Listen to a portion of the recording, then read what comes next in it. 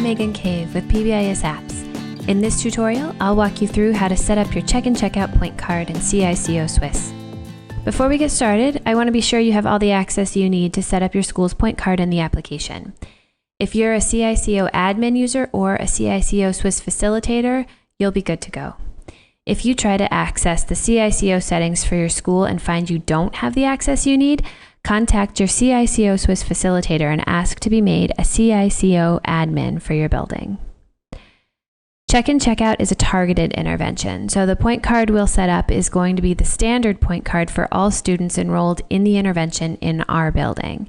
In this tutorial, we'll use this card to create the CICO-SWIS data entry screen for entering all CICO data.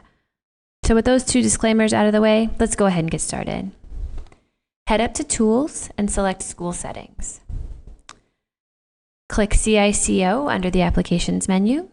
And here are all the settings for CICO that you'll need to establish for your building. In this example, we'll leave all of the default settings for collecting data on the weekends set to No, and the default student goal line set at 80%. To set up the point card, click Defined Period Groups and Expectations, and then click the Add button. In the Start Date field, enter a date from which you want to enter data. If you have some data from before today, you want to go and back enter, select a day that will allow you to do that. Otherwise, just select today. Enter the number of school-wide expectations you have in your building. Typically, there are 3 to 5 positively stated expectations in your school. In our example, we have 3: safe, respectful, and responsible. So we'll leave the expectation set at 3. Setting the number of expectations also sets the number of points possible per period. CICO-SWIS uses a 0, 1, 2 rating scale per expectation. So with 3 expectations defined, students in our example can earn a maximum of 6 points per period. 2 points per expectation times 3 expectations per period gives us 6 points possible per period. If your school uses a different rating scale, consult with your CICO-SWIS facilitator before setting up your point card in the application. Next, we'll go ahead and define our check-in periods. It's best practice to have no more than 10 check-in periods for the CICO intervention. The more periods your students check in, the less efficient the intervention becomes. And we're talking about a super efficient targeted intervention in check-in checkout. For this example, we'll set up 7 periods, but set up in your account as many check-in periods as you might need for your building.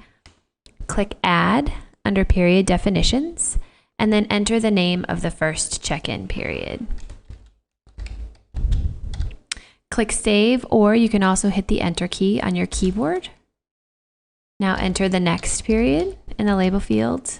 Click Save or the Enter key, and keep going until all of your periods are defined. Here's a little tip too.